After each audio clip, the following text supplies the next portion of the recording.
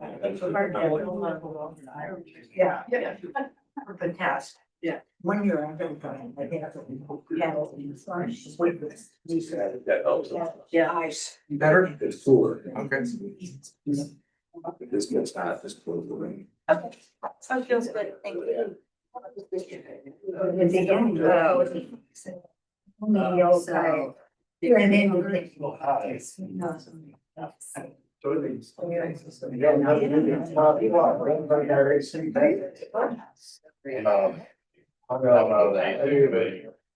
Yeah. Everybody else. Tony's not here. Tony and Barry. I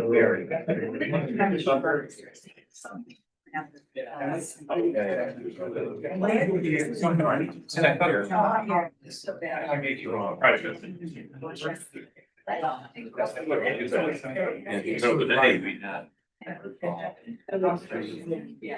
you. Jeffrey, ready to roll? Thank you. Yeah. And that's. All right, let's bring this meeting to order, please. Jeff, can we have a roll call? Mark Finkelstein here. Barry Lustgarten is absent. Bob Buckner, Here. Jeannie Benjamin, Here. Vanessa Warren, Here. Kenny Stewart here, Tony Johnson is absent, Chip Everest, Here. Karen Gaffigan. Here. We have a forum. Excellent. Excellent. So, commission members, any comments on the minutes? I'm. Good? I move to approve the minutes. I'll second that. All those in favor? Aye. Aye. Opposed? All right, moving on to the next item, which is comments from the public. We'd like to open it up for comments to the public. Please keep in mind that these comments should be regarding issues that are not on the agenda, And if we could keep the comment to a maximum of 3 minutes, would be most appreciated. Hi, Carter Williams, 355 East Bay Street. Last time I brought up issues about the zoning relative to my house and somebody said you're not in the CBD. I think you should pay attention to the future land map. Future land map currently says in the master plan, the CBD is supposed to be doubled and expanded east to Zoll, north to Third, and in other areas. When the zoning started before, I was told that the reason my house was changed to the CBD, and we changed it back, was because the future land map required it to be changed in that direction. There was no justification for that in there. In the recent note of the resignation of Beck and Rader, they mentioned that our failure to adhere to the master plan was part of the reason that they resigned. And so I think that in all the decisions you're making that affect zoning in the CBD, a future planning commission can very easily justify expanding that into other areas if we are not paying attention. So I think it's a more expansive issue than just what's going on in the CBD currently, because we've already attempted to expand the CBD, which I think is generally not what the people who live in that area wish to happen. So I would recommend you change the future land map if you don't agree with it. If you do agree with it, everybody should assume that the intention is to expand the CBD. So that, and if that's the case, then people are gonna be a little bit frustrated. Thank you. Thank you, Carter. Yes. Pam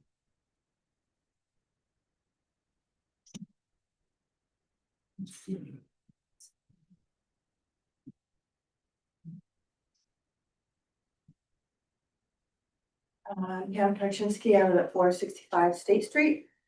So I understand that we're gonna start tweaking our codes again, right?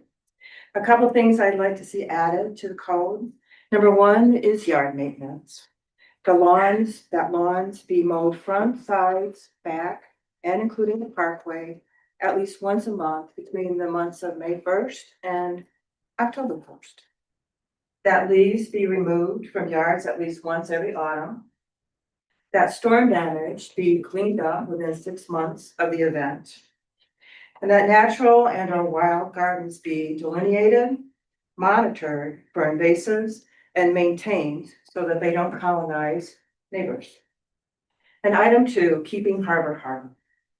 I'd like structures, built features, natural features, and views that are 50 years old and older to be assessed for their architectural, cultural, historical, and environmental value before being allowed to be torn down.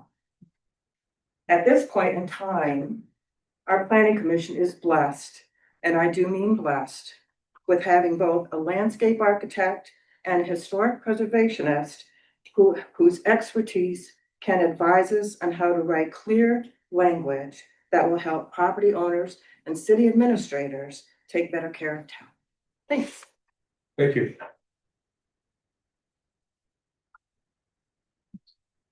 Other thoughts, comments? Okay. Let's move on to old and new business.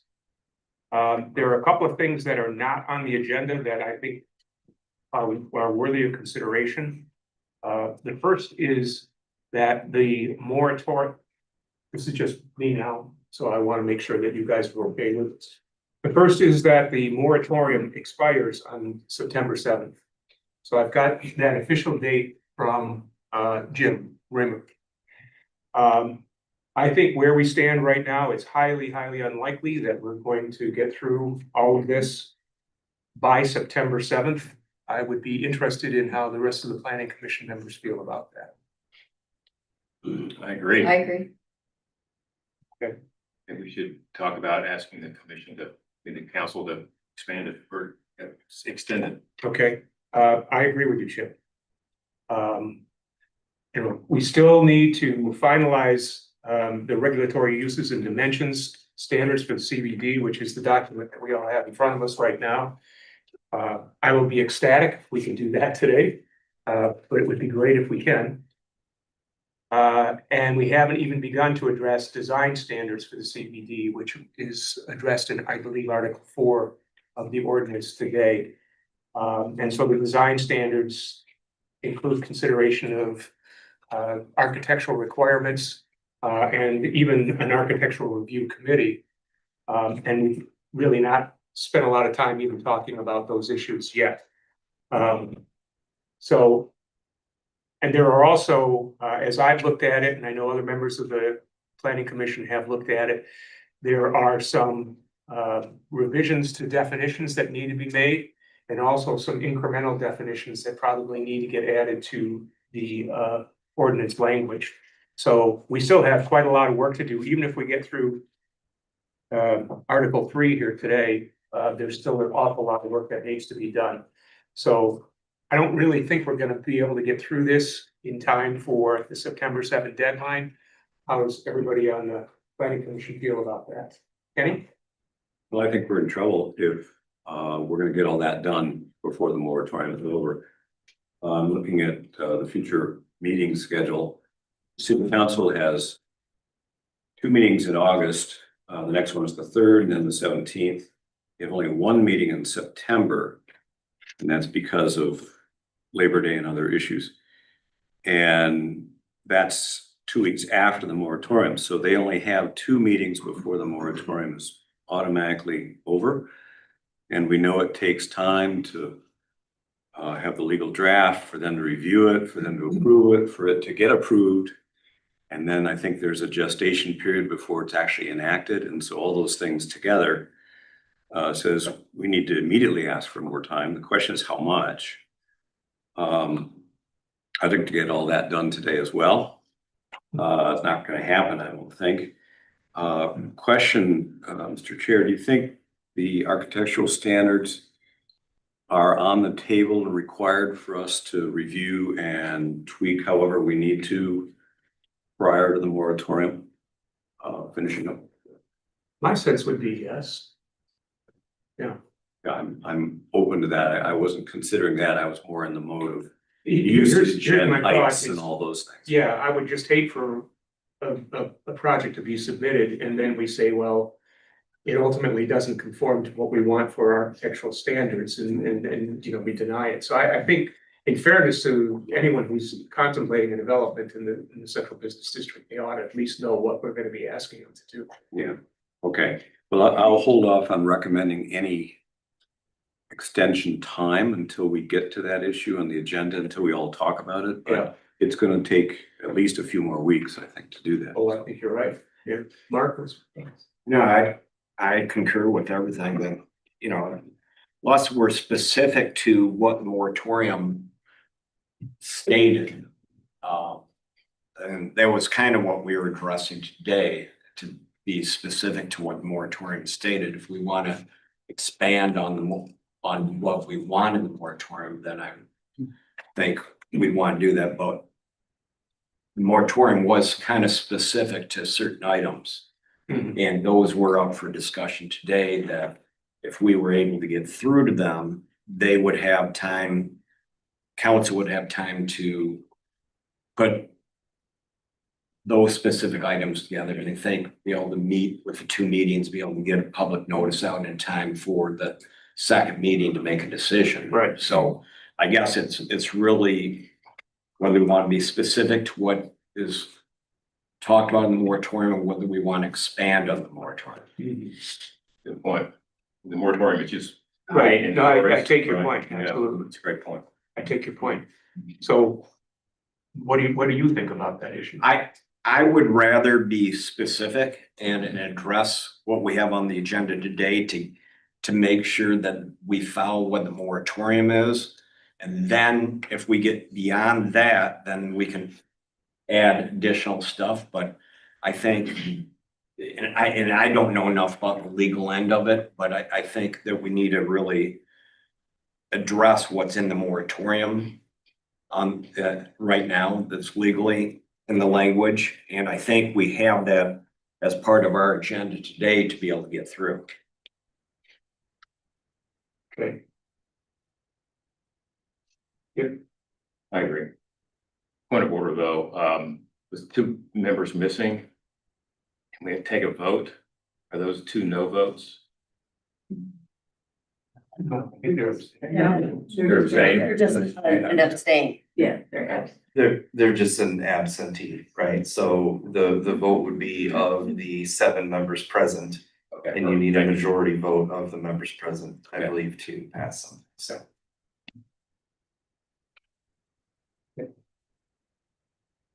Kieran? I think Commissioner Finkelstein brings up a good point. They really had two issues. And- Microphone. Sorry about that.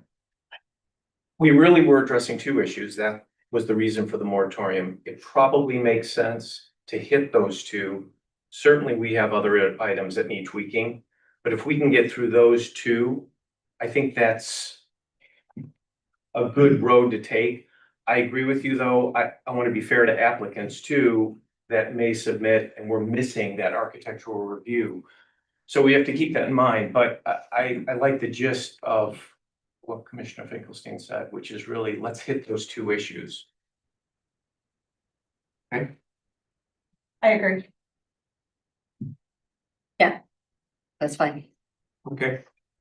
All right, well, I'm gonna play devil's advocate. And my concern is, and it's the point that I made earlier, which is if the proposed development is submitted and it crosses all the Ts and dots all the Is as far as the physical standards are concerned, but we don't like the way the actual appearance of the building, you know, we're contemplating possibly adding an architectural review committee. Are we gonna have a moratorium and say, now we have to fix that? I must have misunderstood. I think we should expand what we're looking at in lieu of, I mean, it's part of the moratorium, not just hide the stories. Yeah. But And I miss. Can we? Yeah, let me, Maybe get a new moratorium, whatever. stir the pot, and the moratorium was primarily about height and stories. Yes. Yeah. And we do have standards for how the buildings are to look. And that is, of all the things that people have been shaking their pitchforks at us about, that's not one of the major ones.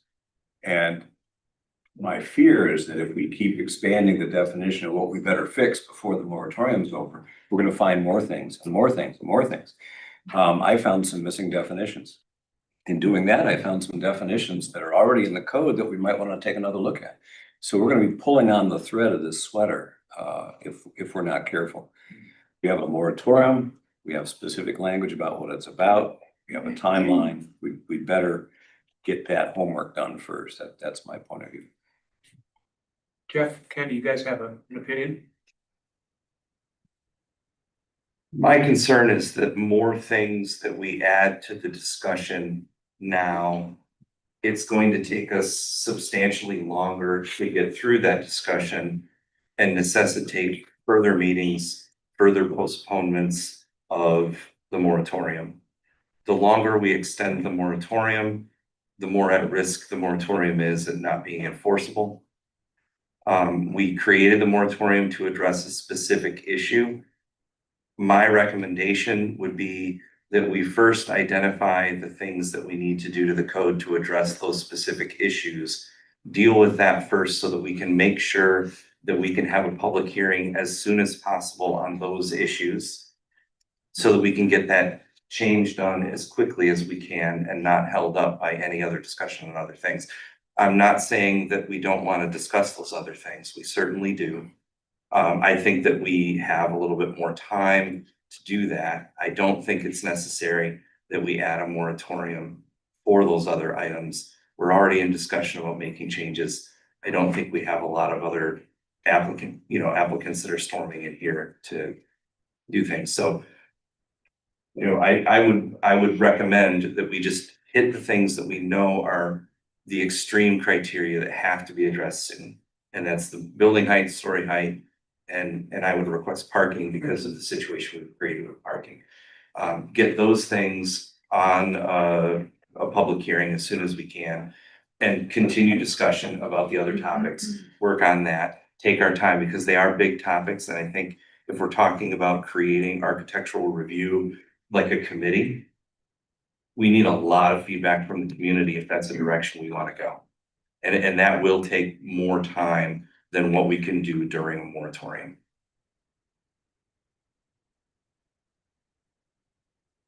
I agree with the zoning administrator. And I would defer to the city attorney too, the scope of the moratorium. We don't want to step outside the bounds of that. And to me, it reads pretty specific. I guess I understand your point and I respect it. So I'd be amenable to pulling in on the reins and having it focus just on the specifics related to the moratorium. Chip, how do you feel? Well, I understand the legal side of that and it does make sense. But when we start talking about height and stories, I'm gonna err on the side of being ultra conservative. I'm just telling you ahead of time. Because, then we can talk about even relaxing a bit, once we figure out all the architectural and the things we want to change about it. Yeah. But if we get a big building that we don't think is attractive, it still fits the, whatever, we decide. It's not, we don't want that. So, I understand the point of the legal side of it, but I'm gonna come down, my vote is gonna be pretty conservative on the height stories.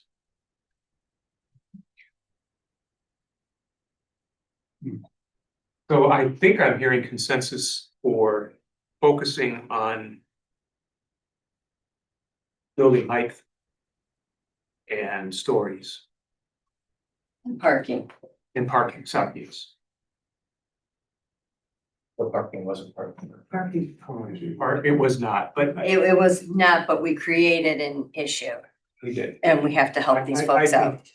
I would, I can't insist, but I would be very adamant that we need to deal with that. That's a real problem.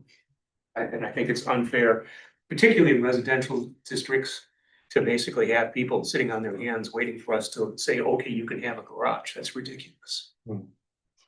But someone explain to me why why we need the changes for the residential use. If you look at our definition for a parking lot, Right, it's parking for 3 or more vehicles. okay, And we currently do not allow parking lots in residential districts. right, I got that. So if somebody wants to create a garage that has room for 3 vehicles, they can't do it. There's no. If somebody has a garage that holds 2 vehicles and a driveway that holds 2 more, they can't do it. That's considered a parking lot. That's That's our definition. I believe at this point, because of the way that we've interpreted the code and applied that logic in decisions now, we have to be consistent in the application of that language. So I think, you know, certainly it doesn't fit what the moratorium is about. But I think that we've created some language that achieves the goal and resolves the situation fairly quickly and with minimal changes here. That adding it, I don't think would be too difficult to convince. If it looks like we need to have more discussion on that, we can certainly set that aside, focus on the moratorium issue and add in the parking stuff with the rest of it. I would just like to try and get the parking thing resolved as quickly as we can so that I don't have to hold up, you know, residential projects and say, I can't do anything with this yet because of the issue. Right. So, planning commission members, how do you feel about this? In light of the fact that we're going to be a little bit more focused in terms of what we're gonna try and address today, perhaps we should see how close we are as far as agreement on what's been proposed to us before we even begin to talk about how much more time we're gonna need as far as an extension of the moratorium. I mean, if we're way off, that's one thing, but if we're, you know, within striking distance, then maybe it's something that would only need a modest extension, if any at all. How do you all feel about that? Vanessa? Yeah. Yeah. Give it a whirl. Makes sense. So you're saying if we resolve those three issues in this meeting today, you're okay with at the end of this deciding whether or not we need to go forward? That's what I'm suggesting. I mean, it seems to me that when I was talking about the merits of moratorium extension, I was thinking of it from a broader perspective, where we would probably be addressing things like architectural review committee and architectural standards and things like that. But if we're not going to address those issues, if our focus is going to be exclusively building height, number of stories, parking, we should be able to get through that reasonably quickly today. And then after that, push back and ask the question, how much more time, if any, do we think we need in order to resolve the more focused issues? And then decide whether or not we need to ask for an extension. So we're talking about stories and height. Is maximum lot coverage part of it? Yes. I would say I would think yes. so. I Yeah, would say yes too. because it's And in those are, here. you know, That was the my- numbers of, they're suggesting of 70% or, I Yeah, don't have any sort of concept of what that means. you mean what 70% looks like? What would it look like, building a lot? Should buy some charts. Yeah. I said I should have brought my markers and flip chart.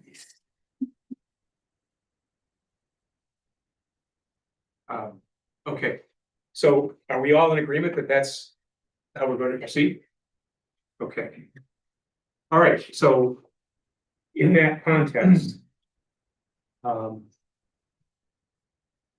maybe take the easy one first, I think, which is the parking issue. Sure. You wanna? Okay. Yeah, I mean, you want me to walk you through what I? Yeah, please do. And let me just add, I do apologize, but the PDF of the suggested language that was in the packet. It's a red line version, but it didn't show up as red lines, and I apologize that. I did email out another document that had that. We've passed out some. I also have copies for the community if anybody else would like that. That does kind of highlight and better show what the actual red line changes are. Okay. I don't think I got a copy of that. I meant to put one in everyone's place, so if I miss somebody, I apologize. Here, There, all right. I think I already did it. That's you. Oh, okay, never You mind. got it. I got it. You got it. Very good. Yeah, can I pass somebody who passes these around?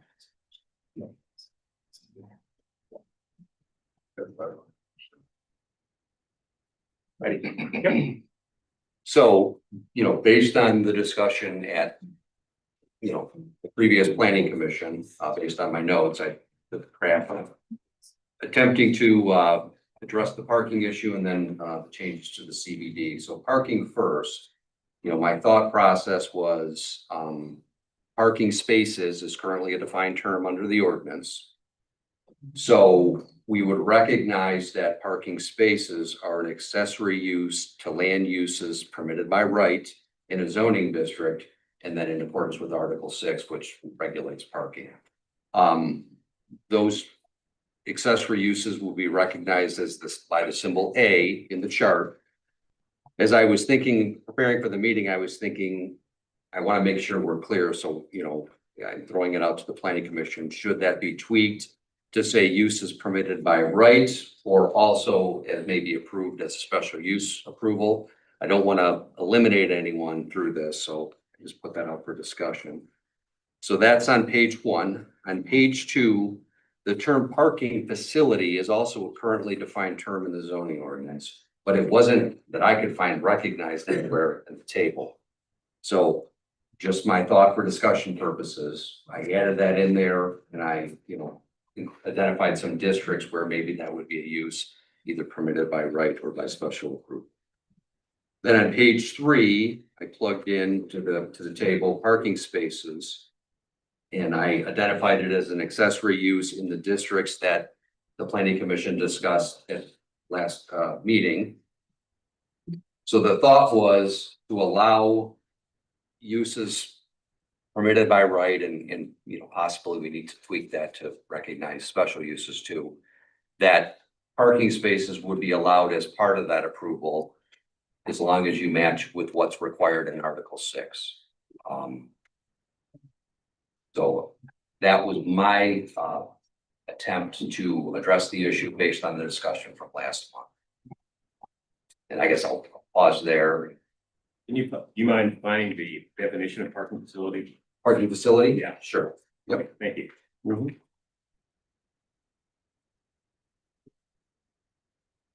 We have a definition, but it's not actually referenced anywhere. I didn't find it. Yes, Okay. there is a definition. The definition of parking facility is a principal use of property intended for the temporary storage of vehicles that is conveniently located to numerous off-site destinations, publicly or privately operated with or without a fee for use in the form of a surface lot, parking structure, or underground lot. So there's a little bit of overlap with a parking lot if it's referring to a surface lot. And then while I'm there, parking space is defined as an area of definite length and width. Said area shall be inclusive of drives, aisles, or entrances giving access thereto, and shall be fully accessible for the storage or parking of permitted vehicles. So those are existing definitions in the. And you said temporary parking. Facility. Parking facility. Yes, it says intended for the temporary storage of vehicles. Okay. So I don't know if that was not part of the discussion at the last meeting. I keep wanting to say last month, but 2 weeks ago. But I saw that and I thought I'll include that in there for discussion. Okay, so it seems to me that we have, Ken, that we have at least one issue to resolve, which is, can we ever envision a situation where a parking space should be subject to special land use? No, I could not. But as I was preparing for the meeting, I thought, I was looking at my language in subsection C on page 1, and I thought I didn't want to overlook it. But normally, as part of the special use process, you have a site plan as well, and parking would be addressed through that. Right. So I don't think it's a problematic, but I gave myself a red flag as I was going through it. Kenny, what's your thought on that? I'm just nervous about, I'll grab the microphone. Passing it out. I'm on track with the conversation, but I want to make sure that we don't accidentally create a conflict within the code. On one hand, we can have residences on, let's say, the second floor or above retail in the CBD in some way. A residence, I believe, Jeff, correct me if I'm wrong, requires some sort of parking space in order to fulfill its requirements as a residence. Is that right? In all districts except the CBD, residential dwellings require parking. Okay, so this is good. So if there is a residence in the CBD, there's no requirement to provide parking. Is that correct? There's no requirement that they must provide, but I don't think that it would be a good idea to state that they can't. I agree. I'm not going there. Yeah. I'm not going there. I'm just saying that we're not forcing them to create something. Right. And my fear was that on one hand, we'd say, you're gonna do a residence, you've got to have parking. On the other hand, we would have said, if you're in the CBD, you can't. Because obviously that would set up a problem. So to your point, residence doesn't have to require one, but it can. And then if it wants to, then it would have to come to us with a special use, the way that this draft table is written. And I'm fine with that. But again, I just wanted to make sure that we're not creating and it sounds like we're good. It does to me as well. Mark, any thoughts? I'm acceptable to that also. Yep. I don't want to be difficult, but Mr. Lane, help me understand this. So right now, we're saying in this, parking spaces are not allowed in the CBD. So if I'm a realtor, say on Main Street, and I have a parking space on Spring, is that technically today, it would not be allowed, but it's allowed grandfather?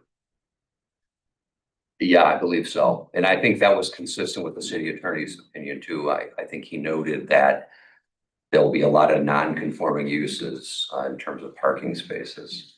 So if multiple buildings changed for whatever reason their use now, they wouldn't necessarily be able to keep those parking spaces in the future. It's identified, and again, just for discussion, it would require special use approval in the CBD.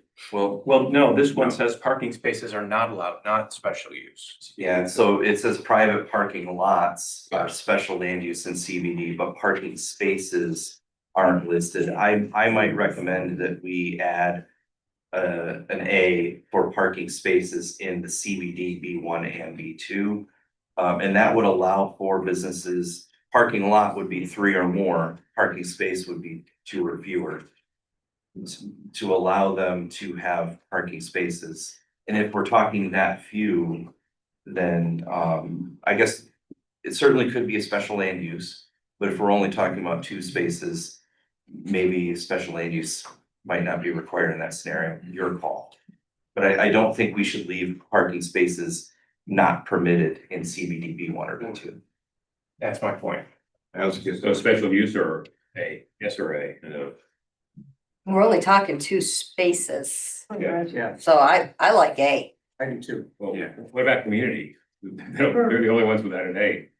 Well, Is that per residence to? I mean, that's kind of hard. Technically, the school's community, but we can't tell them that they can do the parking. I mean, and I say that, Chip, because I hummed and hawed over that as well. But I think that you kind of have to ask those folks to have control over their parking lots. They may not want people parking at the parks overnight and so forth, so. And I think also mostly in community properties, that's gonna be more municipal or school, bigger thing, and where we're gonna see parking lots as opposed to parking spaces. Right. Cemeteries. Would we be more conservative if we made it an S rather than A? Would people feel a little more comfortable that you have a little bit of a guardrail? Or I don't want to leave it blank, but if there's concern, are you okay with that? We have so many that are not in compliant. Well, but they're not gonna get changed. It's only if that But I site know, is changed. I know, but let's just say it is. I mean, if we have the ability to avoid so much of that, why wouldn't we? We're only talking 2 spaces, 2 or less. 2 or less. So I mean, is that bothering you? So in community, do they have the right to do whatever they want because they have their own? Well, yeah. And so forth? I mean, let's just say that the school does have a space somewhere. I don't know if they do. They mostly have parking lots. But right, we can't tell the school what to do. So they could put it in regardless of what we put on this chart. Yeah, Right. That also includes religious institutions. Yeah. Cemeteries, it includes golf courses. Yeah, See, so it's not just school, because they do what right. they do. And there, we just use them as the example because they tend to Right. develop the most and they're the ones that, We restricting golf courses, you know, cemeteries, nature preserves, all that, by not addressing an S or an A. What do you think? I think we are restricting them. I mean, Well, we can add an S or an A or a P or. I'm just throwing it out there. I mean, it's how it's, but we haven't. Propose some Just change for so that we can debate the some change. What do you want to do? I'm just suggesting that in parking spaces, if we have As all across except for C, then I would suggest we put A and C. Means, you know, it's just like, Why not? I don't say nature preserve, it's, I mean, it's not only a school, it's other. I agree. Yeah, I mean, I think that's a good call. So that gets back to Garen's point. It just covers the options that may come up, You know, allowing them that freedom. now, the PVD B1 and B2, you're suggesting A's on that as well, because it's only 2 spaces of that. Right. So if I'm playing the home game here, then parking spaces, I'll put an A in the box all the way across. Is that correct? Correct. And then private parking lots, the road just above it, we keep it the way it was drafted. We haven't discussed any changes to that. Is that correct? Well, we talked about putting a special use in Yeah. PVD for that. Okay. All right. So at least parking spaces we got. I'll leave it alone. Oh, yeah. but the S in parking lots isn't an add, it's a change. Right. Yes, I did add that. Yeah. Yes. But I haven't heard any debates about changing his draft. So maybe we should go through that. Can I maybe run parking lots, one more column that might need to be addressed, ROS, which is our residential office and service, which would be some of the commercial locations on the north side of Lake. We have not addressed parking lots for them. Do you feel it's appropriate to put a letter in that column? I would put an S in the column. I would put it some That's, And that would be More- private parking lots? Yeah. Yeah. Yeah, and then because there's more than 2 now. waterfront district. So Irish and Wallstrom, those other commercial businesses on the water, we have parking lots for them. Or what do you feel would be the appropriate process to approve those? Maybe that should be special use. S, And then my last suggestion is the industrial, I1. So basically, where Wallstrom's has their boat storage buildings. Yeah. They have parking for more than 3 vehicles. Okay, there too. S. That's all I have. We had a comment or question from the audience. So this is Maggie Lacy, 315 East Third Street. So I live full-time downtown and especially in the winter months. And what happens in the winter months in the CBD area? What happens? Wow. For 6 months? There's no parking Right. at night. We have to So, Even I just want you guys to be forward thinking, especially with snow removal, especially the downtown area, we're an aging population. I do want to think about, because we have people on our street, we had the church that burned down, they rebuilt that as residential street, the house across from me, they did it residential. Residential is expanding. You have 2 older homes closer to State Street that are gonna be redone. You have Airbnbs downtown. So people want convenience, right? So, pardon me, I don't mean to be rude. I appreciate your comment, but in terms of debating zoning code, what do you recommend? Well, this is your hornet's nest. My point is that 6 months of the year, you have people that have no place to park and they have to find places to park. And people don't know where to go, people that are visiting. And we just did a Cobalt study that said we're trying to expand our shoulder months. And I'm just trying to talk about convenience of people living downtown and residential. But you have to think about that. It cannot be just the summer months that we are worried about. Where are people going to go when you have to move the snow? And it can't go also into private lots, which is happening right now. Because people aren't there and they're moving snow into those private lots. And this has to change if we're going to be looking ahead, looking forward, and you're talking about it. This is something that you all really need to understand. And so when you're looking at architectural, I do believe that you guys need an architectural review to talk about this and flow. So that's my feedback. Thanks. My take on that, I appreciate those comments, but I don't think it applies to what we're talking about. I mean, there's a law, they're not, you need to include the car for snow plows or whatever. But I don't think that's Going forward, on the though, public we're- street. Yeah.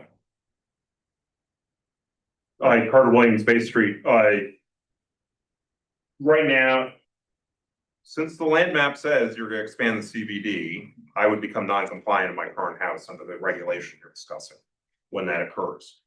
There are a lot of different people would become now special land use. So you're taking a code that was intended to cut down exceptions and now changing the parking as it's been forever into a situation where a whole bunch of people are gonna be non-compliant downtown.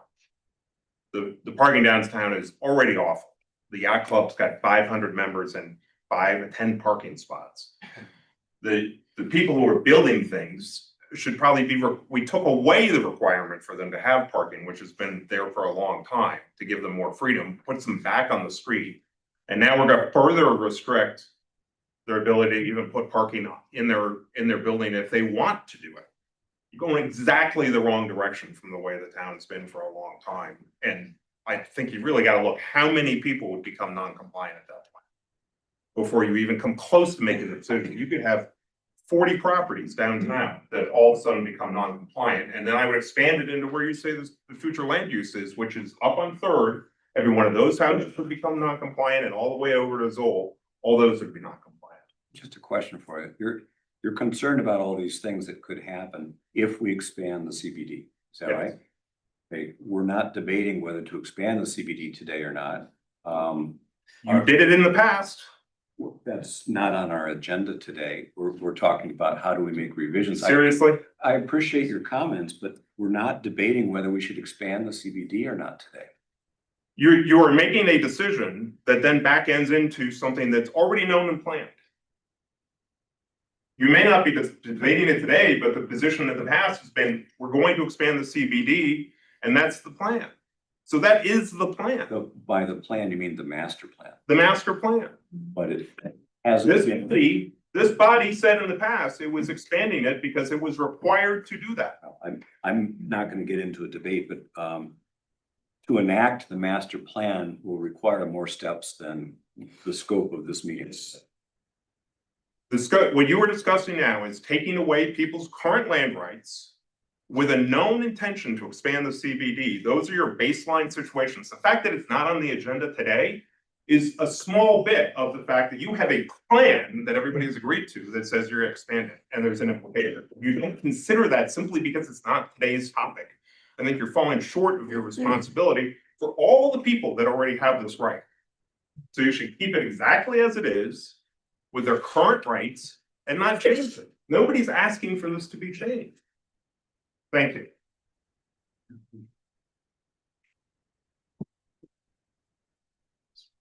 We're in the building 651 Second Street. I'm kind of doubling down on what Carter is saying here. And I'm kind of surprised that Mr. Beckett Raider is not bringing up the fact that if any of you are attending any of the DDA meetings, there's a streetscape project coming with bump outs that could eliminate as many as 24 parking spots. There's a lot to what you're trying to do, and you're not taking into what the DDA is trying to do, which is Mr. Iaconelli's company, who is planning the streetscape. This changes almost everything that you're saying if the DDA continues to go through the streetscape. None of this applies. We have two entities right now that are contradicting each other. Your plan and the streetscape are not gonna work.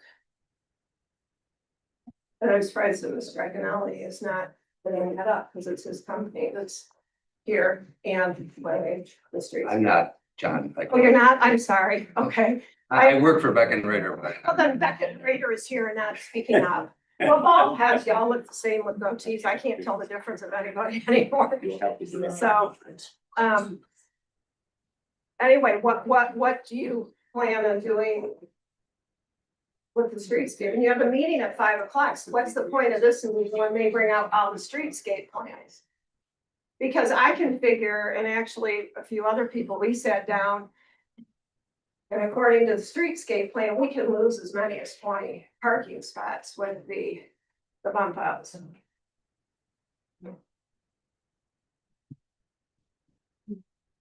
So, I mean, if you guys have anything to say about that, I think you should be taking a look at what, and also the expanding the CBD is in the DDA CIP.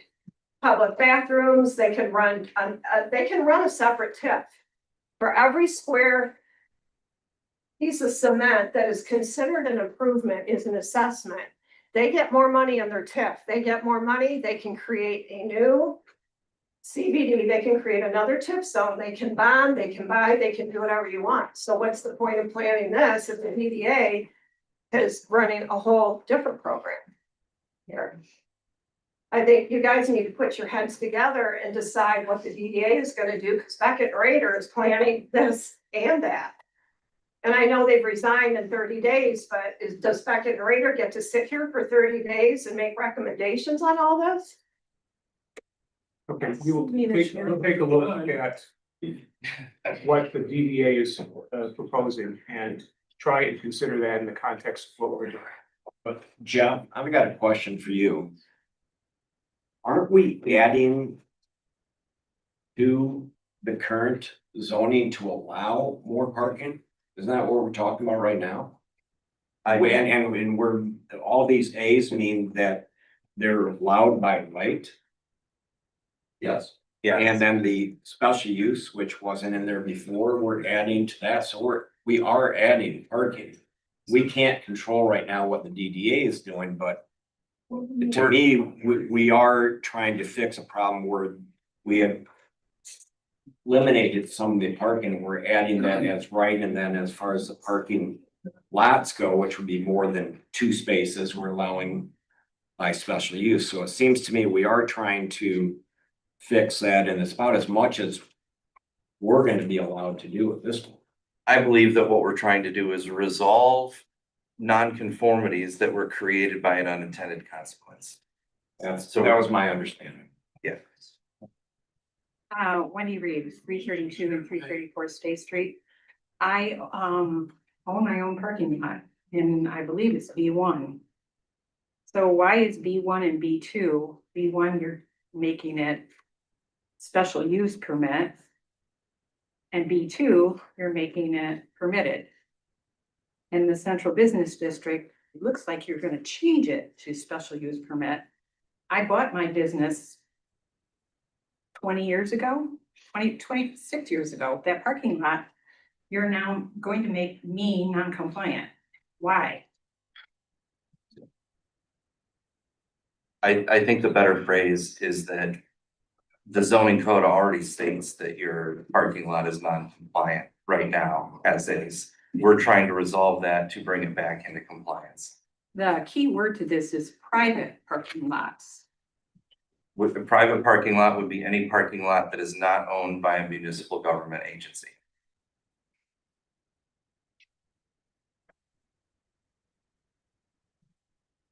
This is the. Okay. Any behind you. Yeah.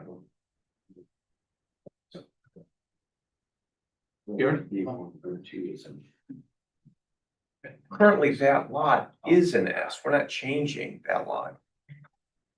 No, So there's no, we're not making a change to that particular lot. no, the current designations for private parking lots for B1 and B2, that's in the existing code. Okay, I'm not missing. As an S and a B, yeah. But there's no change there. No, the change for private parking lots is the CBD. Correct. Okay, just so I'm on the same page. Right. Planning Commission.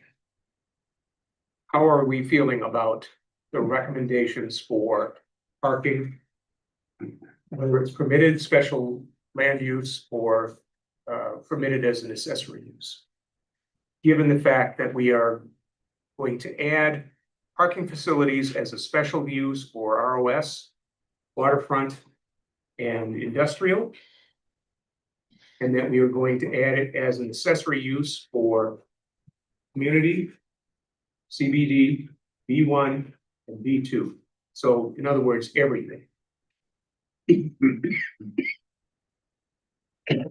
I recommend approval. Can I just ask a question though, before we do, I don't mean to expand to. So, Mr. Lane, is there a downside to that? I mean, it seems logical. Am I missing something that there could be a downside to adding all those as As and the 3 S's to private? I don't think there is. I think that's allowing, parking spaces that I would assume most people would think they already have the use by right. So we're just correcting an unintended consequence in the code. I can't think of a downside because it would only be 2 spaces or less. And it's contingent on getting zoning approval for whatever the underlying use is too. Okay, because most of those were not permitted at all. So I think back to Mr. Stewart, we're actually adding the Right. ability to park. Yeah. With limitations. Right. Okay. Garen, can I get a clarification? I have 4 S's being added. I have 3 S's in private. Am I missing one? I've got. Oh, I'm sorry. Then the Did we CBD not was do- an S. Yes. Okay. Sorry. Okay, Yes. I thought maybe we So we decided came no in with against the, industrial. Thanks, Forgot thanks. it. Okay, Thanks, thank Vanessa. you. Yes. Good. So was that a motion? Yes, I make a motion to approve the changes for the private parking lots, ROS, CBD, waterfront, and industrial, all to be changed to S's. And then a new category labeled parking spaces, which been defined as 2 or less parking spaces as A throughout all the categories of the zoning code. I'll second that. What about parking facilities? We have P, S, PP. We're on spaces and lots. We're not gonna cover We the did parking parking. facility. We can address that. We haven't talked about that one yet. I'd say we have a motion that has it all. I think we have talked about it, right? You know, honestly, I don't think you need a motion. You can, if you guys have a consensus of this is what we'd like to do, what we would need would be one motion at the end of this. If you feel that those sections that you've proposed are ready for us to draft language that would be brought back for a public hearing. If your idea is that you just like, yes, let's see that language change, you can just through consensus say, make those changes. They wouldn't be official until we have a motion for the public hearing and we adopt them that way. But until that point, if you can have informal votes of what do we feel about this. Okay, so you're saying divorce the parking issue from Well, the other issues we might address. I don't think you need to have a motion on any of that until you're The saying, whole thing is like, one motion, here's the language that we want to do. Let's have a public hearing for that. all right. Then let's not ask for a motion. Let's just say, does anybody have any heartburn about what's being proposed? No heartburn, but Mr. Lane was gonna say something and we didn't like that. And what was your comment? Well, and Commissioner Warren mentioned it. I didn't want to forget the parking facility insertion on page 2. Right. But looks like you're getting to it. Right, and I think the parking facility. And Garen, check me if I'm correct or incorrect here, but I think we want to add S's to ROS, to waterfront, and to industrial. Everything else stays the same. I think that makes sense because it's consistent. Is there any downside to that? None that I can see, but. Again, it's defined as property intended for temporary storage of vehicles. There's more stuff to it, but that's the key part. Principal use. I'm fine with it. Yeah, and I think temporary is the key word. Yeah. Yeah. Okay. Sounds to me, Jeff, that we have, Okay, so. Want to make sure. There's concern that, do we really want to use waterfront property for parking? Special use. it's a special land use. We have the opportunity to say that. Okay. Are you, you're back on private parking lots? No. Yeah. No, it's a facility. Okay, Is it a good use? We want to take away waterfront. so Vanessa, are you recommending an S in that spot for parking facility? It isn't. It is, yeah, we are recommending an S, but should it even be allowed at all? Like the parking lot at Irish's. It's for customer use, it's temporary use. Is that considered a parking facility? It's private, right? You can't just park there unless you're going into the shops. Theoretically. So I think we already have it, my point, on the waterfront. Am I wrong? No, you're not wrong, but I think what this group, what this side is saying is you look to the future Right. and you allow this to come up when we're all gone. Right. Hopefully. Um, Well, I'm planning. correct. Here. Is that how we want that area developed? And this has come up year after year. What do we want that to look like from a boat, from the green space perspective? What do we want that area to look like? What do we want Bay Street to look like? And so we say, okay, we give it, right? Not a parking lot. And I get that Irish has one, but do we want to continue that? Do we want to continue to allow businesses to have parking lots, ramifications on flooding, on putting oil, soil, sediment, and everything else in the lake? What do we want the future to be? And maybe we're not addressing that here, but just something to think about, what we want that waterfront. I hear you. So the other side of that argument would be that we are saying that forever and a day, we're not gonna allow parking there unless it's a planned development or something like that. And I don't know that we can look into the future and say there'll never be an issue or an opportunity where we would want to allow parking. If we don't allow it at all, we're gonna live with that unless it's a planned development. If we have it as an S, we always have the opportunity to say, no way, we're not gonna allow it. Yeah, can we have Can't planned have development that, though. waterfront? Is that, You can't, waterfront is not zoned for planned development. is that I right? think another thing to keep in mind here is regardless of plan development or things like that, but when we're talking about parking facilities, parking lots, things like. Other factors that affect how a property can develop are the other rules and regulations that we have in place. We have in place for the waterfront district a maximum width of their property that they can cover with buildings to make sure that we protect view sheds and view corridors of the lake.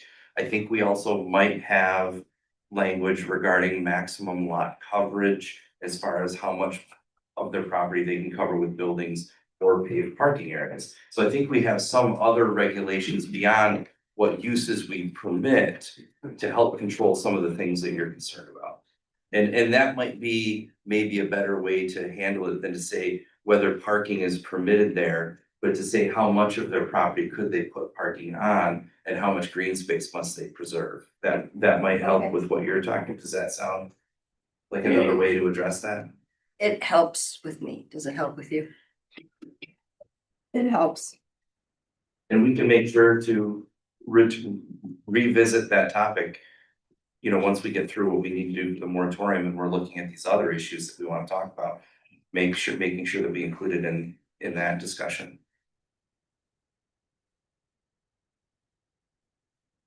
Yeah, that's fine. So Vanessa, to your point, I just want to clarify. Well, what we're debating, if you focus on waterfront, Mm-hmm. then to summarize that vertical, I'll say on the chart, it's allowed to have parking spaces. It is special land use if they want to create a private parking lot. Right. Now, if they want a parking facility, Facility. then it's currently not allowed, which is a little funky. But are you proposing anything different to what this chart has been drafted to look like today? Well, we were adding the S today. Okay, It didn't have an S before, a half hour ago. okay, waterfront parking facility, you're proposing adding an S. But I just want everyone to know the ramifications of putting that in there. Want to take it out? You want a blank, not allowed. It's blank I'm right just now. trying to get us to what is it we're debating here? So, I think we're debating if we want public facilities in the waterfront part. so you're saying take it away so that there's no ability to have a parking facility at the waterfront? Which is the way it. Which is the way the chart came to us at the beginning of the meeting. Is that correct? I'm not saying it's good or bad. I just want to clarify. Yeah, I mean, that was my intent, but now we're hearing that there's other ways that maybe could put some of my concerns at ease. So what do you want to do? Vanessa, before you answer. I haven't. I was so close. Let me put a visual to this so that we can comprehend it. So let's put it in the context of the pier. It's waterfront. What do you want to see there?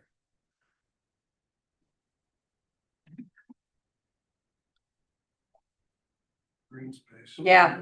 I know parking is gonna be forever an issue. I guess I don't want to see parking there. I agree. So I don't want to put words in your mouth. I think to answer Kenny's question on your behalf, I think what Vanessa is saying, Kenny, is that she's questioning whether or not we should allow, even under special land use, parking facilities in the waterfront. I think that's what she's saying. Am I correct? Correct. She's not saying we shouldn't. I think she's saying I'm questioning. That's It's a all. good question. And this might help this discussion, or it might throw us way off track, but so there's a definition for a parking facility and for a parking lot. Correct. A facility, it says in the definition, in the form of a surface lot, parking structure, or underground lot. So with a facility, it may not just be a surface lot. Right. So something, It you might know, be a and ramp. I threw that in there because it wasn't listed anywhere in there, but I want to make sure it's a broader term than parking lot. A ramp. Okay, so no, that's a good point. Maybe we take it out I and think we leave take it it out. blank. That would change my opinion. Yeah. Well, Good job. Oh, perfect. The waterfront plan covers this. I can't recall the exact detail, but it did go into this and was absorbed also into the master plan and basically said we should try to minimize and reduce the amount of development all along Main Street. Right. Right. So you have a plan that does outline it. You might want to read it. Then So I just think that by us putting an S there, it contradicts that. okay. Yep, Fair point. it's Good job. particularly in the context of the respective that you brought. Yeah. Could be a structure. Yeah. We definitely don't want structure. So, to your point, I'm with you. Parking facility, looking at that line. To summarize, there would be a P for community space. S for CBD, which is special land use. P by right for B1 and B2. And that's it. No, No. S for ROS S for ROS, very good. Thank and you. S S. for I1. Right. And I'm fine with I1. People want to talk about ROS, I could talk about that. I'm good with the new S's there. That's cool. All right. Now, do we have consensus? I'm good. Ah, Yes. Yes. What do they say about herding cats? Oh, so, Always food is starting to hurt. yeah. Okay, great. Well, we've. We've done the easy. That was our Easy easy one. one. All right. You want to take us through the next issue? I will, thank you. So again, based on the discussion at the meeting 2 weeks ago, I tried to articulate the planning commission's discretion and changes to the CBD. So we talked about, at least based on my notes, still allowing buildings to go to 35 feet, but only with 2 stories, an exception being for corner lots. Those would only be allowed to go 30 feet. We talked a lot about, or the planning commission did, addressing bulk and density. I had a hard time coming up with specific setbacks. But again, this is for the planning commission to talk about. So what I opted for was on page 5, putting in a total lot coverage requirement for corner lots. The 70% number was totally for discussion purposes by the planning commission. But that way I thought would be cleaner, more efficient way to enforce if we're looking at total lot coverage rather than setbacks based on different locations. We also, the planning commission also talked about maybe having separate lot coverage depending on the size of the lot. And I had a hard time articulating it into words. I'll try again if that's what the planning commission wants, but I opted for, again, just for draft language for discussion, that item 3 on page 5. Additionally, based on our discussion, number 4 on page 5, we talked about maybe, or the planning commission did, limiting garage door access on certain streets. I left the blanks, but the zoning administrator, I think, came up with a good idea in saying, rather than saying garage door access, maybe saying garage door shall not be allowed to front certain streets. That might be a better way to write that. Additionally, subsection 5, we talked about having minimum requirements for ground floors of buildings that have residential units on upper floors. So I came up with, based on my notes, 60% ground floor area has to be used for retail or public use. Those are both defined terms, and I don't know that public use is defined in a way that was what the planning commission was discussing, but I put that in there for discussion. And then number 6, allowing parking, and again, it's by special use, for residential units that have, or buildings that have residential units on upper floors on the ground floor area, but limiting that to maximum of 25% of that ground floor area. And then I put that note in there to talk about the architectural standards and things for a subsequent meeting. Thank you.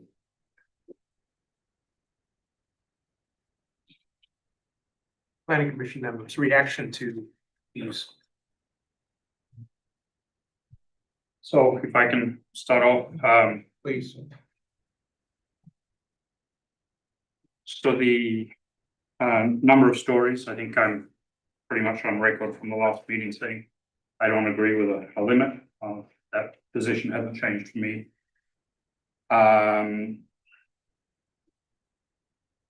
As far as the 30-foot height on corners, I guess I'm interested to see other people's reactions to what visually that would do.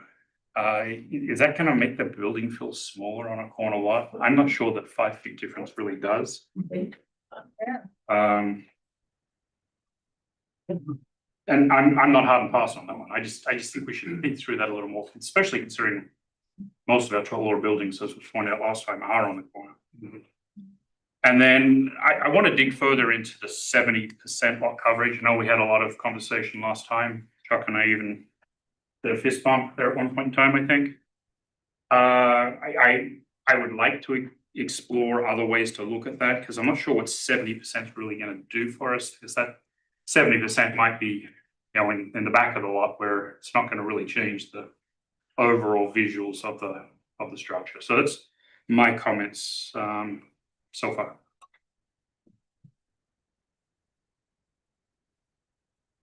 Irene, Go ahead. oh, No, I'm reneging on 35.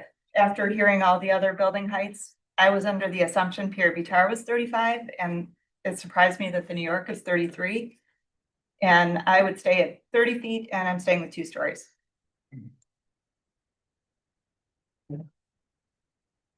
So this is maybe a good time for me to chime in.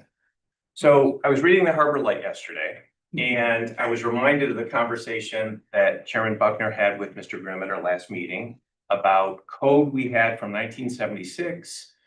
It had been modified a few times, but basically for more than a quarter of a century, we had 2 stories above ground max and 30 feet. And we were very happy with that. So I would say noodle, that made me look to examples of why 30 feet makes sense. So I did a little research, and Architectural Digest does a best small towns in America. Unfortunately, I don't think we've ever been on it, but a town very similar to ours has, and that is Carmel by the Sea. Carmel by the Sea is very, very much like a Harbor Springs. It's on a large body of water. They have no parking meters. They have no street lights. They're very concerned about keeping the aesthetic of a small village. They have max 30 feet above ground, and it makes sense, I think, to keep that in mind, that we really don't need to be above 30. I think I'm going back to Jeannie's comment. The 30 makes sense. And they're similar by the size, but similar in size too. We're 1.1 square miles, they're 1.3 square miles. The last census had them at 3,200, we're 1,200 at the last census. So it's a very similar town that have been able to exist. They get a lot of accolades for the beauty of that town. I think it makes sense to keep us that same way and hold to that 30. And it's just more right. Thank you. I just want to clarify the 30, because, you know, I'm trying to remember how that was in the previous code. It wasn't a hard 30, if I'm mistaken, Jeff. It was 30, but it could be more in certain circumstances. The 2005 zoning code said that the maximum building height was 30 feet and 2 stories. But it allowed for the construction of an additional 3rd floor portion that would provide rooftop access. So let's say that you had a 2-story, 30-foot building, but then you could have some type of an elevator shaft, a stairwell shaft that provided you access to the roof. And there wasn't a hard limit on what the height of that portion of the building could be.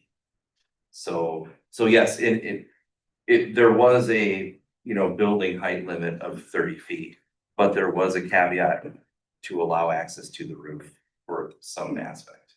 And remind me again, was there restrictions on how close that could be to the frontal side of the building? Could it be anywhere? I don't believe there was. I'd have to go back and look, but from my recollection, no restrictions. Thank you. Vanessa? I could do whatever, I don't have a big fight in this game, so I'm just gonna listen. I was fine with the way it was. I thought we reached consensus. Yeah. People want to talk about 30, we can talk about 30. Okay. My opinion is similar to a couple meetings ago, whenever. I think 35 feet and 2 stories has the potential to be too bulky. Because my old narrative is that it's not just one little building anymore, it's potentially a larger project, which is certainly possible. I fall back to what I was considering before, which the group didn't like, and if you don't like it again, that's fine, is 30 feet maximum height if you're building a 2-story structure. We would allow a 3-story structure at 35 feet, provided the 3rd story was set back from the viewing edge, call it the sidewalk edge, whatever that name is. And what that means is if a developer wanted 3 stories, which presumably allows them a better economic return and all those things, then it forces them to make something more along the lines of a 24-foot high building as seen from the street, where the 3rd story again is set back and it can't go 35 feet. 2 stories it can today. So I would say 30 feet, 2 stories, or 3 stories at 35 with the setback, which reduces that visual bulkiness. So that's my point of view. So here's my concern with that, Kenny, is all of the opinions that I've heard voiced in opposition to 35 feet have been based on the impact that it would have on views from the bluff. So pushing this 3rd story back 8 feet or whatever from the main street isn't gonna. And it's not just the bluff. I mean, the bluff is above it. I mean, it's 3rd Street and I mean, it's just anything that is north. So, yeah, but And studies that showed that the building heights should get higher as the elevation gets higher and lower as you went to the water. And so the 35 feet goes against that. Yeah, just to counter your point a little bit, I agree that there were some voices that said the view of the bluff, it's gotta look good there. But we've all heard voices about the dominant image of a large building right at being on the sidewalk of a narrow street. no, I take that, but there's, however you cut it, if you have a 35-foot building, it's gonna, if it's on Main Street and you say it's gotta be recessed 8 feet from Main Street, then it's not recessed to eight feet from 3rd, for example. So it's gonna affect potentially somebody's view, right? So I don't know that recessing, I actually like 35 feet. I like the way it's written right now, which is corner location is 30 feet, 2-story, mid-block, 35 feet, 2-story. That's what I like. I worry that if you basically say can't go any higher than 30 feet, we talk about our charming downtown right now, and then the variety that we have in the downtown, how it has evolved over time. But if every building downtown was 30 feet, it would be a hell of a lot less charming, in my opinion. If every building was 30 feet. You know, the taller bank building, the taller New York building, and the smaller buildings, I think add to the charm. I worry that the CBD is gonna end up looking like a cookie cutter CBD, that every building's gonna be 30 feet. What if you did it 30 feet, 35 to allow for a fake pitched roof or a fake, like Graham Real Estates, or a facade of some sort, which gives you a little bit of, it doesn't block a view per se from up above, Well, doesn't it? not from up above, you still see up and over. Well, there's a portion. So, but homes can be 35 feet. I know. And so what I don't want is a community of huge giant homes and little businesses. That's where it starts getting wonky to me. I don't think, it wouldn't be that way. No, No, because we're talking CBD only. We're not talking Glen Drive. I'd like to throw in another comment. So I had a conversation with somebody the other day that made a good point. One difference, because my thought has always been, what is the difference between a 35-foot 2-story building or a 35-foot 3-story building? I didn't really see one. But one point that was made to me that it's like, oh, that's a good solid point, is density, right? If you have just 2 floors, you have 2 or 3 units on the Right. 2nd floor, but if you have a 3rd floor, you have more. Yep. And so density is a thing. But another thing that I would like to bring out, and I hate myself for doing it, I'm gonna play devil's advocate for a second. If you leave the building height at 35 feet, but limit it to 2 stories, it doesn't prevent anybody from building a 1st floor that's 10 feet, a 2nd floor that's 20 feet, with a full 2nd floor mezzanine, creating the effect of a 3rd floor inside. Okay, say that again. If you leave the building height at 35 feet, Okay, but you limit it to 2 stories. Yes, And someone decides to leave the second story at 20 feet in height with the Okay. first floor, now they have room on that second floor to add a mezzanine with another group of apartments on the mezzanine, essentially creating inside the building 3 stories. And I'm sorry for bringing that up. Been to see suite. Thank you for bringing it up, Jeff, I don't be sorry. So It's a good point. So if, maybe another thing to keep in mind is if we're going to be talking about story building heights and stories, maybe it would be appropriate to also address story heights for the stories. Kenny, you wanted to, Yeah, I just have a brief comment. I just have a brief comment. Thinking of the future and the power of the dollar and development money that's out there. If we say nothing higher than 30, we're gonna get a lot of buildings at 30, and that was voiced somewhere recently about, because they're gonna try and max it out. Right. If we say 35, we're gonna get a lot of buildings at 35, because that's the return. And so whatever our maximum is, the modern development mentality is go to the extreme. Yeah. And that's not advocating any one number or the other, but that's advocating the fact that to avoid cookie cutter, we better just be mindful of what's happening and then see the change and deal with it if that happens. But we're gonna see buildings to the max. And you can't not set a max, so there we are. Unless your corner lots are 30 feet and your inline is 35. Then you're not going to have that consistency, which is the way it's written right now. But that could soften the blow, sir. And, I take your point, but I don't know that a developer is going to, if a developer can develop a building economically at 32 feet, I don't know that he's necessarily gonna make it 35 feet because he can. If he gets a third story, he will. Well, no, 2 stories, every 2 stories for everything. If you, Yeah, just let us finish the okay, conversation. so I agree with you. So obviously I was thinking in terms of, and which is the situation we're now in, Yeah. the current code, is the 35 allowed 3 stories, which allowed the potential for a maximum development. And that seems to be the rub. And Yeah. Okay, fair point. I'm sorry, go ahead. That's okay. I was gonna talk about the 35 feet too. Name Oh, and- Debbie Perron, Second Street. I was gonna talk about the 35 feet too, because as we all know, developers want to develop every inch of it. So if it's 35 feet, it can be three stories. Even though we say 2 stories, they go in there and you don't know what's going on inside that building. All of a sudden, you've got 3 floors. And I don't know how anybody can keep track of that, but I worry about that happening.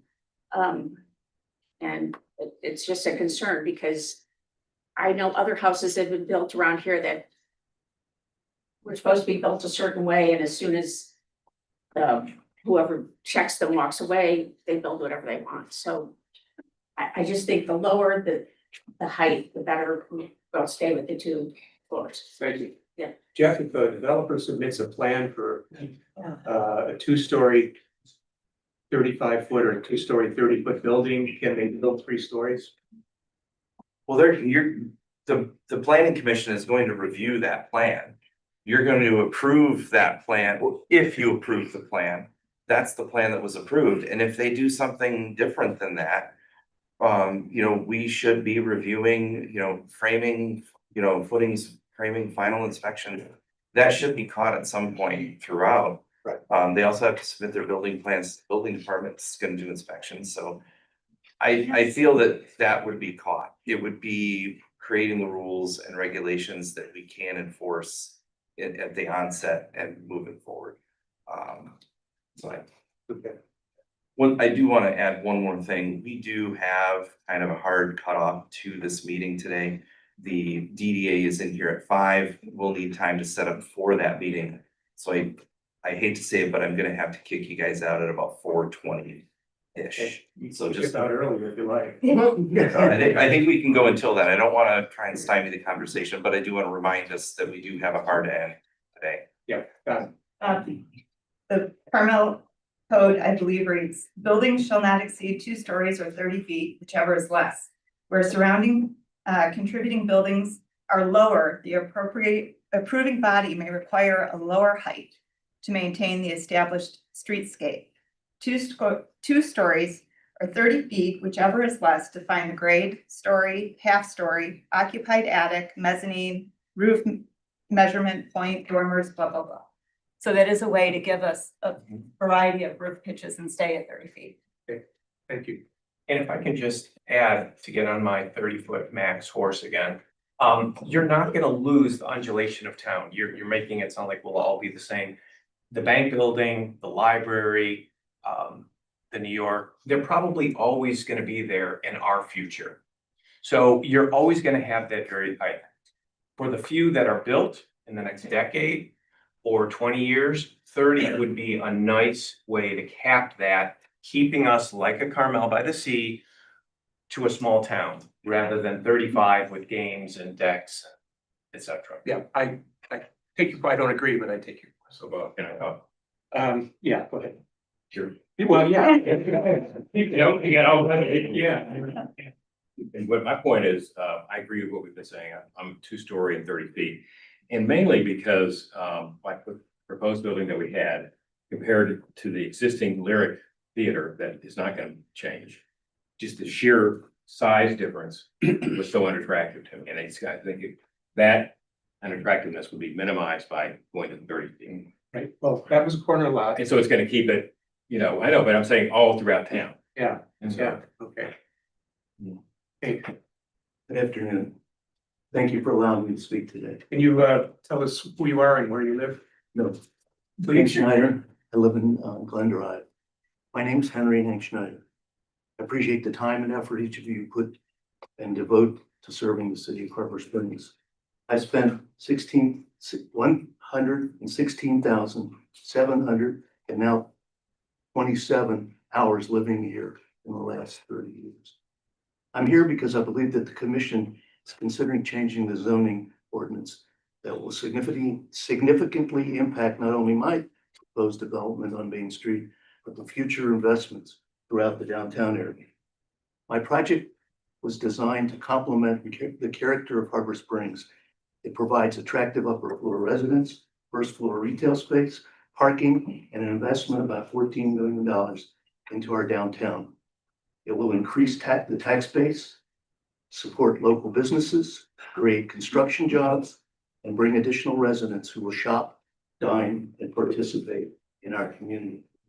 I respectfully ask that my application be reviewed under the ordinances and interpretations that were enacted when I submitted. Changing the interpretation of the first floor garage after an application has been filed proposing of new retail percentage requirements and modifying the parking requirements during the review process creates uncertainty for every property owner in town, every developer who wishes to invest in Harbor Springs. Good planning depends on predictable rules. Investors should be able to rely on the ordinances that exist when they apply, when they spend significant money. If the rules can be changed during the process, it becomes very difficult for anyone to have confidence in the community. This is not simply about my building. It is about fairness, consistency, preserving confidence in Harbor Springs as a place where people can be encouraged to invest. When I originally had this building designed, I met with the builder and I met with the architect. They had one piece of instruction for me. You must comply with 100% of the rules that are in effect today. Not in the future, not in the past, but today. I respectfully ask the commission to consider whether these proposed changes are in the best long-term interest of the city, or whether they should apply to projects that already were in the approval process. Thank you for the consideration and I appreciate your service to the community. I respectfully ask that my application be reviewed under the ordinances and interpretations that existed when I filed, rather than on the new interpretation that are proposed. This gives the commission an opportunity for a clear and reasonable request rather than simply getting a complaint from me. Thank you. Thank you.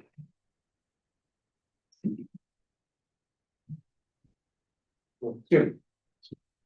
Thank you.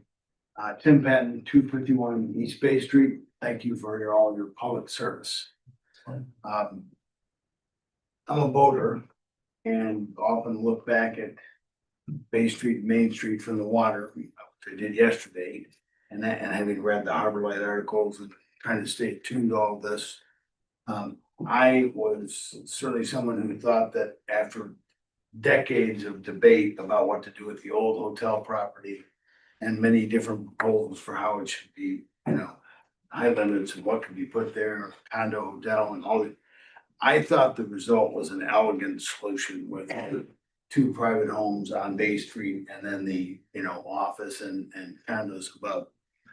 So I was not by any means a critic at the time. I will say, however, that I am starting to zero in on this concept of considering mass. So if you go out and look at the downtown from the harbor now and look back at it, that corner just looks so out of place and so distortive of the otherwise quaint downtown. So I think that in trying to figure out these regulations that you could do better than I could do and trying to figure out what's best, that, maybe sometimes take a boat ride out there and take a look back, but it just looks so out of place what's there. And part of that is because you start with an elevated Main Street and you decline down to Bay Street. You build 2 homes that individually look perfect there and fill out the block very nicely. But then you have the larger structure, which I don't know for sure, and I'm not begging for trouble, but maybe required some exceptions or some variations to allow that to be permitted. Something was grandfathered maybe from when there was the other project, I don't know. But somehow it's very big, right? And it looks fine as you walk down Main Street. If you look back from the water, it looks like, is that the Fed building in Washington DC next to the White House there? Because you blend in the upper level on Main Street with the lower level on Bay Street, and it's just a giant, massive thing. Of course, typically it's very nickel a square foot. So that's my point. May not resonate with anybody else, but it's a perspective other than just what does it look like walking down Main Street of the town. So thank you for your comments. Hi, Brenda Miller, 651 Second Street. I'll be very brief. I'm thinking back to that condo that actually I own one of them on 3rd Street. There are 2 sets of site condos that John Kane built, and they were accidentally built. I don't remember exactly, like 2 feet too high or something like that. After completion, Mr. Kane had to actually tear off the roofs and reduce the height to be, in conformity. And now we have swung completely the other way. I just think, and I'm getting a lot of texts from people. I think everybody would like to just hear no 3-story buildings anymore. We have some, it gives variation. It'd be nice if we just had no 3-story buildings. And also just a comment was kind of made about not Mr. Snyder, but a developer, anybody's developer's economic return on investment. That's not our problem. The developer's return on investment is not the taxpayer's concern. And also, I just like to employ you brought up the DDA coming in here to reveal the landscape that Becca Dorado has drawn up. At 5, I employ one of you as a representative to say it would answer a lot of your questions, because I don't think any of you have gone to these DDA meetings and seen, you don't want cookie cutter, then you need to stay for the DDA landscape, because this is a rubber stamp what every town will look like in Michigan with what they have planned for us. So I would employ that. And also Carter did make a great contribution for information on what was the waterfront plan. So I guess what I'm just saying is for planning, I think in future, you guys might want to get with the other governing boards and find out exactly when you're talking about those areas, how it exists, what the master plan says. Thank you. Okay. You hang for just a second. The gentleman back there has been raising his hand. Good afternoon, board. My name is Dan Carter. I don't want to go up there. Sorry, guys. Can you hear me? Yeah. I watched Delray Beach over the last 30 years do the same thing that this town is considering doing then, and that is the wedding cake setback. It doesn't work. you create a very tunnel-like effect on your streetscape. The 30 feet, the 30-foot, 2-story works very well for a town of this scale. You also have you're worried about how, if we don't want a straight line, that our streetscape works extremely well right now. And that's because of the varied architecture and the varied setbacks. You have massing and architectural standards that you can add to this code very easily to create restrictions on setbacks, heights, and elevations. Conformity or compatibility of architectural elevations to what is existing on the avenue. That takes care of a lot of issues. That's, and I applaud you with a 30-foot heights, please. Thank you. Thank you. Linda Rockwitz, 519. I don't want. 519 East Third Street. That's okay. Everybody can hear me. What that gentleman just said is absolutely 100% of what I think. Today, we are here for a specific reason. Let's make it, I encourage you to make it 2 stories, 30 feet, and then we can address the architectural, the mass. You're on the right track for that. But let's get over this hump, because we've created problems for Mr. Schneider, in that concept of the developer. So let's get this done today. 30 feet, 2 stories. My name is Jack Turner. I'm from Petoskey.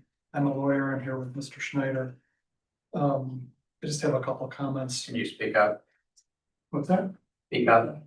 Jeff.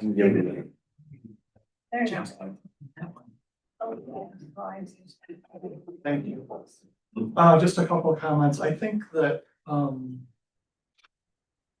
the comment about not being concerned about a developer's return on investment, or thinking that Carmel by the Sea might be an appropriate example of regulations to follow.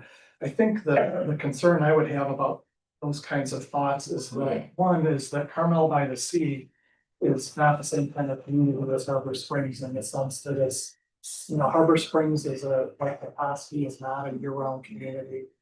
And it's not located where there's a huge amount of population that also surrounds that area. So I think that living in Petoskey or living in Harbor Springs, I think we have to have different concerns about the viability of working in the downtown area so that the downtown does stay vibrant. And I think that when you impose the kinds of development restrictions that you're talking about right now, you're running the risk that you're going to eventually, maybe not in a year or 2 years or whatever, but at some point, you're not going to have a vital and a vibrant downtown, because you're not going to get the investment into the downtown that you need to keep it vibrant and vital. And I think that, when Mr. Schneider brings in a project that complies with the requirements of the zoning ordinance, and that when the planning commission decides that despite what the zoning ordinance says, they're going to go in a different direction, and they deny his plan at the last meeting, they didn't even give his representatives an opportunity to comment about Mr. Raymer's letter, which was introduced at the last minute. We didn't even get a chance to see it before the meeting. There were comments made about the storm sewer where, a month ago, the storm sewer plan was okay, and then all of a sudden it wasn't okay. We weren't allowed to comment on that at the last meeting. And I just bring that up because it just seems like what's happening here is that, there's a focus on this particular project. There's a focus on the corner lots, and it's unfair to Mr. Schneider, and it's unfair to his expectations, his reasonable expectations about what he should be allowed to do with that property. And I just, can talk about the heights and the corner lots and all this stuff, but I think that when you're targeting a specific piece of property like this, I think that's wrong, and I think it's unfair. I've seen this happen, you know, in other communities, including Petoskey, where you have somebody comes in with a project that people don't like, and they find a way to stop it. And they did it in Petoskey, and what have we got there? We got a big hole at the entrance to the city that's been there for years, and it's probably gonna be there for years more. And it's, you know, it's, to me, it's because there were a lot of, you know, well-intentioned people, but I think short-sighted in the sense that they weren't willing to, you know, help the developer, help the city ultimately, come up with a plan that would make sense for the corner, that was, you know, that had a return, that people would be willing to make the investment to bring it to the market, and it would have been, you know, I think a lot better to have that project in Petoskey than to have a hole in the ground. I think that, again, from the perspective of the city, I think that it would be a lot better to figure out a way to make the CBD an area where people are going to be willing to come in and invest money, so that you do keep it vital and healthy for the long term. And I think that the direction that you're going in now is the opposite of that. Thank you. Thank you. Carter Williams, 355 East Bay Street. I think all those points are very interesting. None of them have been made through the entire planning process. We had a citizen vote. There was a majority, and I can tell you, having been involved in that, a major issue in those decisions by the people that we went door to door and talked to was height downtown. During the process of the entire zoning discussion, we kept pushing developers to come forward and try to express what their interests were. None of them came forward. There's never been a major discussion by anybody who's a property owner in this town stepping forward and saying, I need to have 3 stories so that I can economically develop my property correctly. It's a viable discussion. It's a legitimate discussion. The DDA is having that discussion. It is a discussion that we should have in a organized, formal manner. Right now, people are confused. It's very easy to go to exactly what we have. Have the city council go to the 2005 standard for now and have a deliberative process over the next year to get to the point, but make it clear to anybody going forward that this is an unsettled issue. The majority of the people are stuck over in the 2005 timeframe. We do need to work it out, and let's have the voices come forward. I have no idea what to do in this particular case because we're in this thing, but that is a separate issue. That is a legitimate question in front of us. But going forward, we don't have the facts in this room over the last 3 years that say build higher. Nobody has formally come in and said, I really advocate for this. This is really important. And so if we think about it from a majority of the people who are themselves property owners and are working against their own harm, keeping it at a lower height, none of that has come forward. Thank you. Hank Schneider, Glen Drive. I just want to answer the first part of your question. This is not new. I think Jeff will tell you that my architect, or Jessica Moore, was here, showed these plans 3 years ago, 3.5 years ago, the architectural plans. So it's not new. And last week you had a meeting and I had a builder there and I had an architect there. They didn't want me to come because I'm too emotional. Okay, so I didn't come to those meetings, but they were there to speak on behalf of the project, to explain to you what you would do if you cut out the parking. We knew we had to have parking because otherwise you'd suck up the street parking. Okay, nobody's gonna buy a condo on the 2nd floor or the 3rd floor or the 10th floor if they don't have parking. Okay, we don't want an empty 2nd floor. And nobody came back to us and said, if you just want to build 2 floors, we'll let you build the 2 floors. So I don't think you should shove it on me for not showing it up at the meeting. I think it was inappropriate at the last meeting that they were not able to speak. And I think that the newspaper should retract the stuff that they do that's not true, that's not factual. And the only way they're going to do that is for the people in this room to believe the facts and not believe what's in the newspaper. And I apologize for having to get up here, but I am very emotional because I think what you're doing to this property, to me, downtown, I've been here for 31 years. I walk up and down the streets 3 times a day for 10 years with 20 years with a dog. I watch what's going on there. I own the Visions store. When Visions was empty and Sally left, I had two lawyers, I had a bank, and I had an insurance company, wanted to go in there at a substantially higher rent than what Sally was paying. That's retail location. That is not an office location. You've allowed your business to do it because it's legal, but you've allowed people that go into the retail area of downtown Harbor Springs that don't belong in the retail area. It's not my opinion, okay? That's just experience. It's a retail location. You want to bring people to the town that are going to spend money in the town. Merchants can't make a living 3 months a year. You need people to come into this town. We didn't have 1.1 million people here last year like some people think. If we did, the town would be overrun, the streets would be flooded with cars, people would be complaining all the time. That's not the case. This is a wonderful community. This is my vacation community. I spend as much time as anybody except the people that are full-timers in this community. I contribute to the community. I only want to do what's good for the community.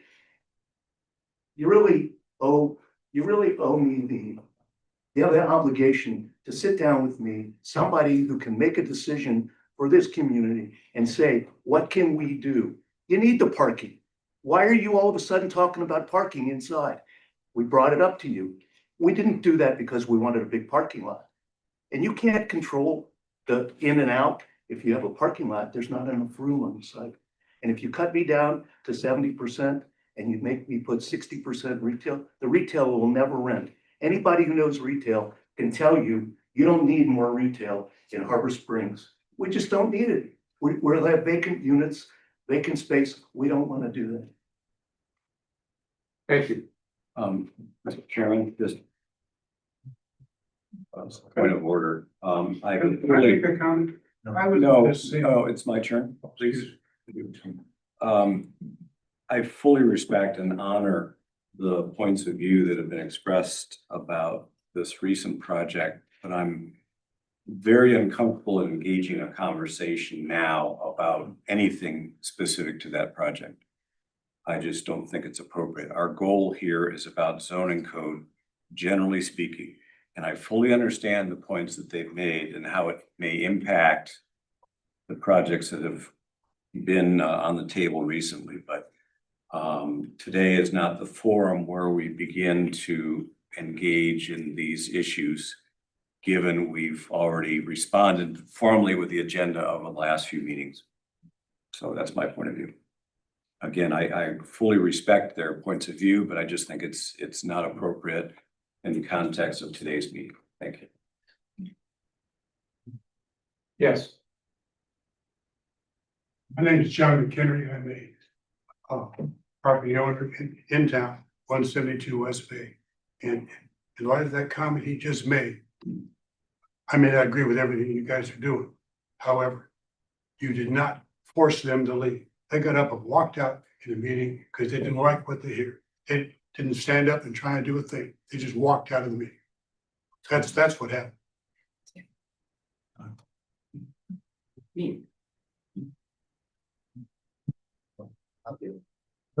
So where are we? Could I try? To summarize where I think we are, and by all means, change my point of view. I think we have two choices on, we have many issues that are floating in and out, but we have two primary issues about the height. And it seems as though there's energy around primarily two things. One is to center on building height of 30 feet and 2 stories everywhere. That's one. The other is to center on the idea of 35 feet, 2 stories, and then 30 feet on the corners. I've tried multiple times to talk about the setback of the 3rd story. I think that there were some good comments today. I'll retract that because the energy of the planning commission as a whole is not there for that. So it becomes a discussion between, is it 30 feet everywhere, or do we allow a 35-foot extra height off of the corners? And I'm very comfortable with those two options. However, I do think that we need to make sure that it can be operationalized in the sense that if I, and I'm setting aside the 70% and stuff, because that's even more difficult.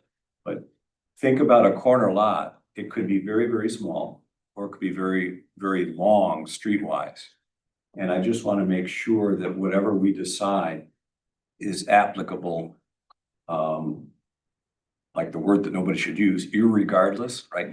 It should be applicable regardless of the size of the project, so that we don't get tripped up by that. Think of a large project in the corner, or that expands, or think of a very self-contained project in the corner. But again, A or B, 30 feet, 2 stories, or 35 feet, 2 stories with an enforcement of 30 feet restrictions at the corners.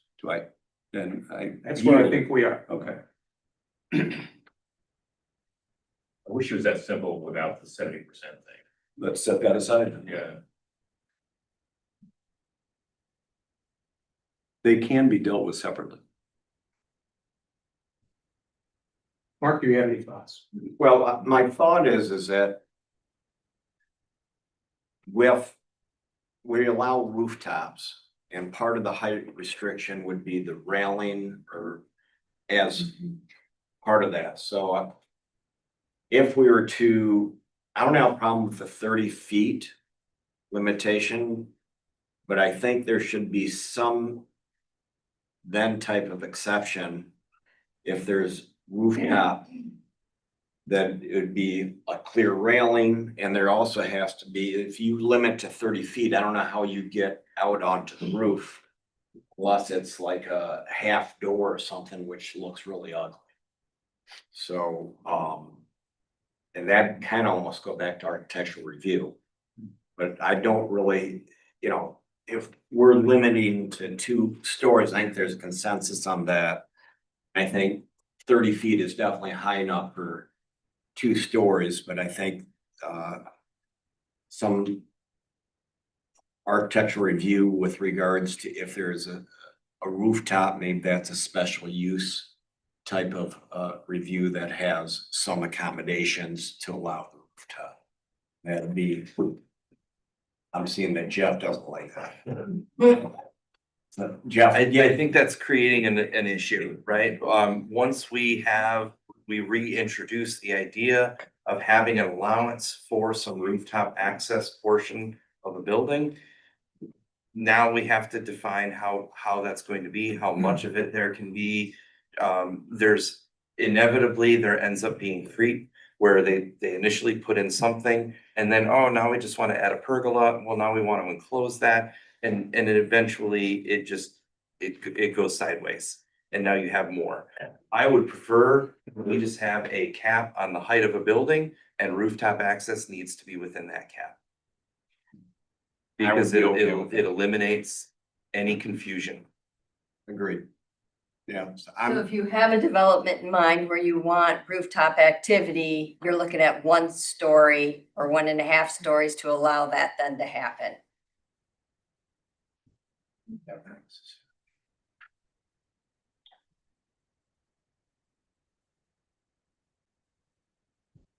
Chip, do you want to weigh in? Absolutely. I think that the 70% thing does matter. I know we can't address it right now, but I'm at 30 feet and 2 stories. Would I consider some changes later on, maybe in the planning commission process? Later we could talk about it. If we have an architectural review committee, or have we really want to talk about these, you know, bulk density limitations or the square footage limitations. But without doing that, I'm at 30 feet and 2 floors.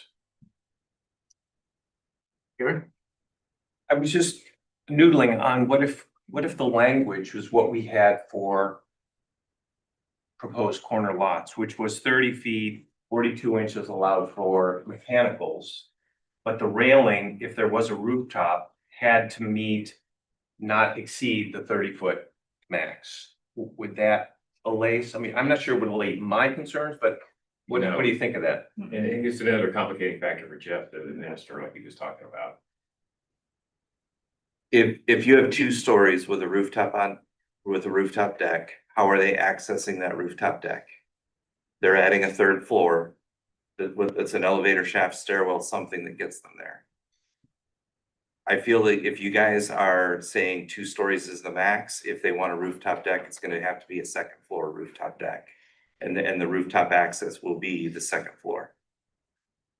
It's not completely true. You can get an architectural product that's really, in essence, it's like a sunroof that opens, stairs underneath, goes to the top. So you don't necessarily have to have that third floor. That's not true.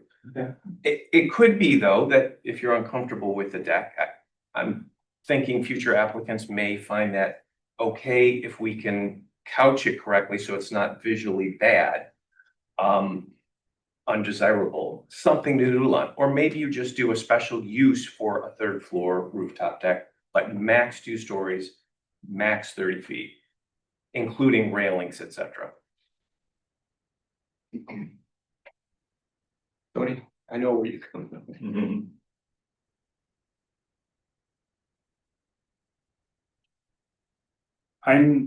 I'm still struggling with changing my position on the 3 stories. Which leads me to 35 feet. You can't do 3 at 30, so I don't think my position's changed today. Right. 30 feet, 2 stories.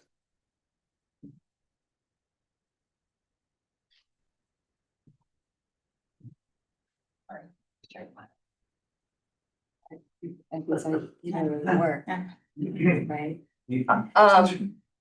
Turn it out of the. Yeah. There. Dawn, there you go. Now it's on. The buildings differing in heights, we've heard from many people, is quintessential to the small town feel. If we're proposing the 30 feet, what happens to the corner lot that I proposed would be lower, that would then make sure that there were some differential in roof line? Does that corner lot then stay the 30 like it was before and there is no difference? And then in that case, then we can't have the conversation like Chip says, because now that 70%, 80%, that comes into play for me, because I just think that those corner lots are so important. And now we're putting the corner lots in with everyone else, 2 stories, 30 feet. Do you see what I'm saying? So I mean, I get everyone saying they're fine with the 2 stories, the 30 feet, except for Tony, I'm sorry. But I'm looking at it differently. What happens to that corner? Because now the corner's like everyone else. Tony and Bob. Tony and Bob, sorry.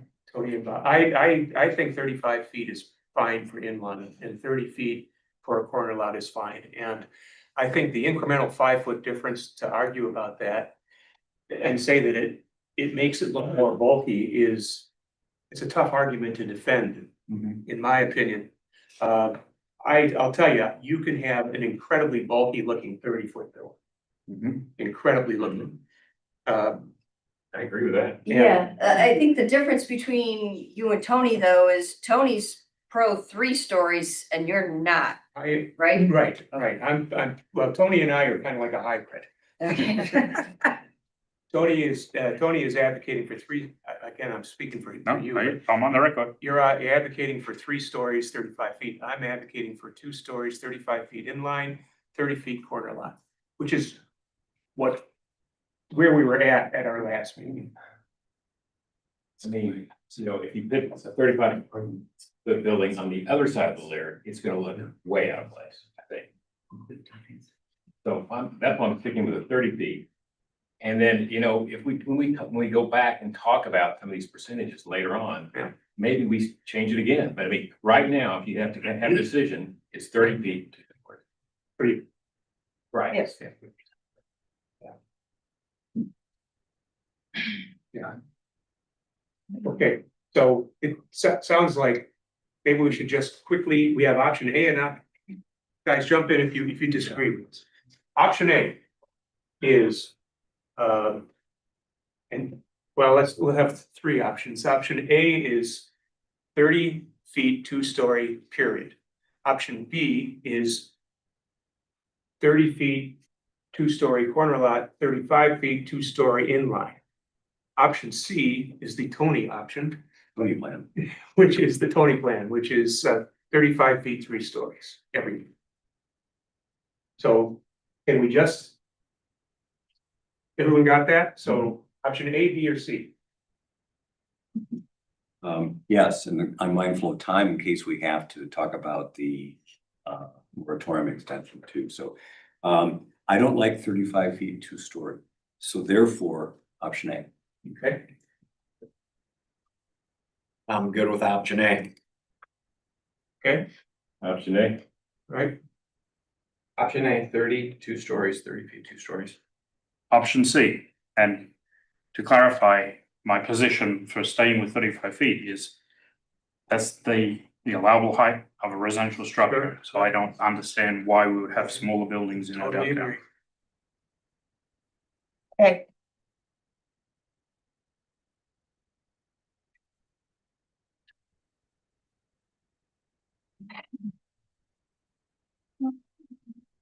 Done. It does not. Oh.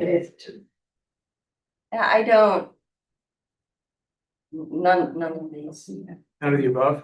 Right, I guess. I don't like a 35-foot, 2-story. But I don't like everybody being 30 feet and 2-story and that corner lot not being considered. So you're abstaining? Option D. I mean, Isn't that B? no, he's not. Okay. Undecided. Okay. All right. Sorry. Okay, so right now, the consensus is 30 feet, 2-story. Yes, Speak before you make that decision. if you can make it brief, please. You can't make it brief. If you're doing the 30 feet, no matter what, is it going, you need to have roof lines that are all different. So if you go to 30 feet, you don't want every building to have a flat roof line. So I think you ought to put that into consideration when you're talking about buildings. That some should be peaks, some can't, so they're all different, they're not just flat across. That is for later and now you're designing buildings for development. Yeah. I agree with that, but that's something we can't talk about right now. No. Okay. So it sounds like we've decided we're gonna go with 2 stories, 30 feet. Pretty good. All right. In the remaining time, should we consider the forthcoming expiration of the moratorium and Before we move to that, Yeah. if I may ask. Regarding parking and building height and story height, it sounds like you guys have a consensus. Are you prepared to schedule a public hearing where we can draft up what the ordinance language would look like for those issues? I'll go first. I don't see any reason why we wouldn't. We could have that prepared for the August planning commission meeting. That would take a motion of the planning commission to set that public hearing, if you're ready for it. If you're not, Mr. Lowe, any reason why we should not do that? Not that I can think of, and leave the bulk and density things, which are much more complex discussions for a later date. You know, and these were just placeholders for discussion by the planning commission, what was included in the draft. So it would just be the parking items everyone agreed on, and then 2 stories, 30 feet. That would be the subject of the public hearing. I have a stupid question. Architectural review, I know we're not getting into it, but is that a placeholder? Is that a place that we can put a future so that it becomes something in the new code that will be? And I misspoke. I should have included that. That will be part of the future discussion too. The nitpicky part of it, but can we have the fact that there will be a board as part of? when we're talking about a public hearing for proposed language, we need the proposed language. So, I figured. and Okay. I think we need more discussion on that Okay. topic to create that language. But I think what Jeannie's saying is, can we at least put that along with massing in a future agenda. I get it, not for this one, but it's definitely something we don't want to lose sight of. I mean, it's too bad the moratorium is limited to height stories. It would be great to cover some of these issues. Yeah. But we can't. Okay. So let's just do this and then be diligent about including it in our future meetings. Right. Okay, so I would advocate then, endorsing, having something formalized and have a public hearing at our next meeting. How does everybody feel about that? Was that a motion? I want to know how everyone feels about it first. You good with that, Ken? All good? That was a motion. We have a second, and that's a motion for a public hearing at the August 20th Yep. Planning Commission meeting Yep. to review proposed language for these revisions, these revisions. Parking, Building height, story height. yes. I'll make that so I'll second that motion, sorry.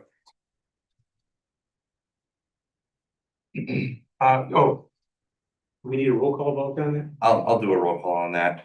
Garen Goppigan, Yes. Chip Everest, Yes. Tony Johnson, Yes. Kenny Stewart, Yes. Vanessa Warren, Yes. Jeannie Benjamin, Yes. Bob Buckner. Yes. Mark Finkelstein. Yes. Motion passes. Okay. So.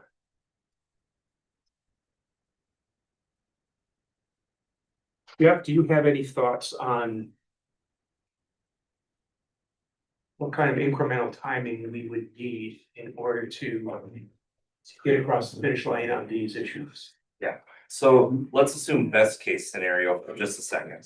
Let's assume that at the August 20th meeting, you review the language and you make the recommendation that city council approve that language.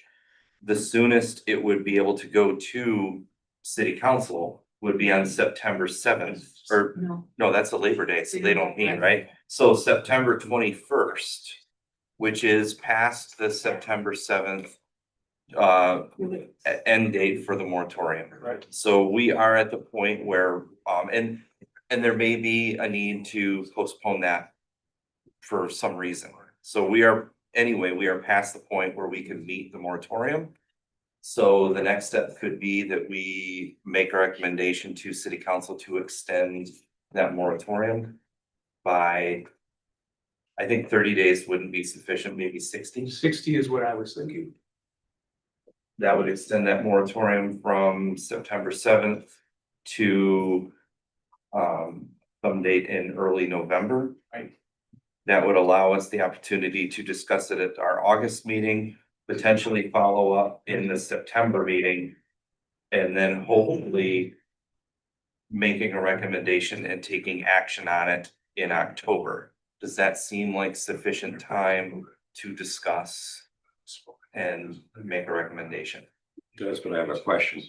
If the public meeting in August provides some additional input so that we take the language that came into the meeting, then we say, let's make a little tweak. Do we then have to have another public meeting on that language? I think it might be best to then we could do a special meeting in between the August and September meeting. We could just have that follow-up meeting at the September meeting. But yeah. Okay, so perhaps we'll just be aware of that and act at that point. Chairman, I agree with what Jeff's been outlining as a 60-day vision. Sounds good. There's one more comment here. Yeah, I believe the way the law works is that if you have a public meeting, anybody can ask in the next, at the city council level for a public meeting, and it has to be offered. One thing you might ask the city council is whether they just want to move on your motion at city council level. You guys don't do it. City council ultimately is the one that legislates this, and they can act if you think that the language is basically set, and that cuts down your timing. That relieves people for a while, and then you can get back to work on figuring out the next step. That cuts potentially 2 steps in the public hearing. Jeff may have a slightly different opinion on that. Just expediently get it to city council. Get it over with. I feel like when we went through the adoption of the zoning code and the last roundabouts, I think we got a lot of feedback from the city attorney that if we're making a recommendation to city council for adoption of language to adjust the zoning code, we need to hold a public hearing. I remember that too. Yeah. So we just want to make sure that we have that meeting. Right. Okay. Okay, so 60 days is what it sounds like to me. Do we need a motion on that? Let's try. I think it might be best to have a motion to recommend city council extend the moratorium. Okay, I make Is that that, something? I make that motion, and then so it would be a 60-day request, an extension. I'll second that. And this request would go to city council as soon as possible. Proper process. Monday, is the next one. All those in favor? Aye. Opposed? One. I was opposed to the original Yeah, no. moratorium, so. Actually, I would have been surprised if I didn't hear you say anything. Okay, all right, any other business? But I just want to clarify, so August 20th, when you have the public meeting, you're discussing parking and building height And storage. and storage. Not the percentage of the building on the space or anything like that. Let me ask, could we have the public meeting about exactly those topics? But could we continue our own debate separate from the public meeting to try to advance those other issues? Absolutely. Okay. Yeah. It's a separate agenda item. It would be a Okay. separate agenda item. I'm not gonna be here in August. I don't. Okay. I think we need to carry on without. And I'll just bring this back for further discussion as written. And then we can rip it to shreds at that August meeting. Great. Any other topics for conversation? Then I move that we adjourn this meeting. Thank you.